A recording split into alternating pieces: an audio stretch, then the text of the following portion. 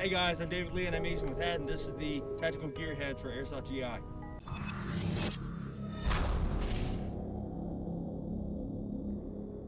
Just wanted to let you guys know we're at AMS's Copperhead right now, and I'm running basically an Army Ranger kit for Robert's Ragnars. Starting from the top, I am using an FMA Maritime with contact 3s and an Oscore helmet cover.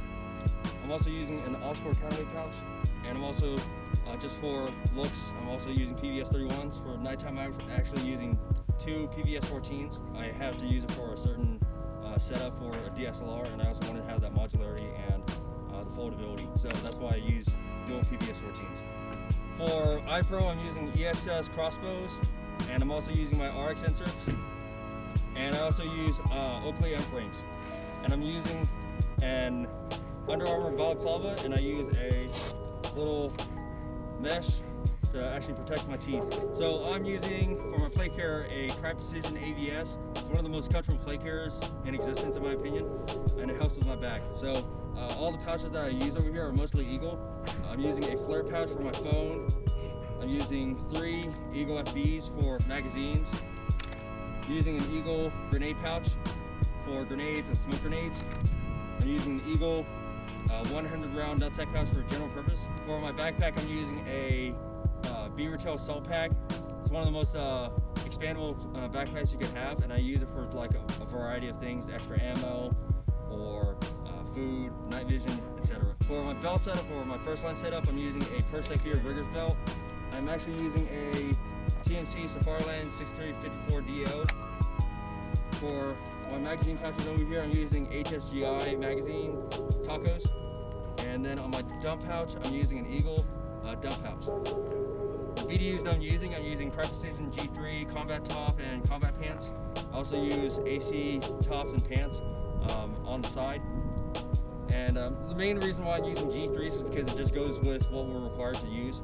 For gloves, I'm using Mechanics multicam gloves. I've been using them for about 5 years now, and they're by far one of the best gloves to use for all-around use. They're not too expensive, and they're just about right for even shooters and airsofters. For boots, I'm using Solomon 4D GTX hiking boots. They're by far one of the most comfortable boots, and they will last me more than a year. They're also one of the best boots for people that have rubber ankles like me, and so when I run, I don't actually ever trip over my ankles. For my rifle, I am using a Tokamori recoil shock. In my opinion, it's by far one of the best guns out there to actually have and own. So for my red dot setup, I'm using an EOTech 553, a real EOTech, and I'm also using a knockoff EOTech G33, and it actually works well with the real G33, no problems. I have a real G33 at home that I'm trying to figure out how I want to use it with the real one, just because you don't want to get your scope shot out. So I'm trying to find solutions for that. For my front part, I'm using a Brain Exploder dual run cam setup to get the selfie cam and then the gun cam part. And then during the nighttime, I'm actually using a PEC 15 with an IR device for my night vision.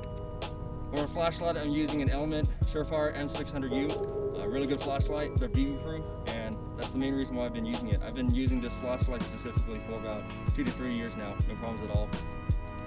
I'm using a KC grip. I use PTS P-Mags. Can't find those anymore, and they're actually really good to have for immersions. And then I use a VTAC sling, by far one of the most comfortable slings you can have, even though a lot of other slings are actually better for it, but if it ain't broke, don't fix it. For internals, I'm using a Prometheus barrel, and I'm using a BTC Spectre, and I did all the installs for my gearbox myself.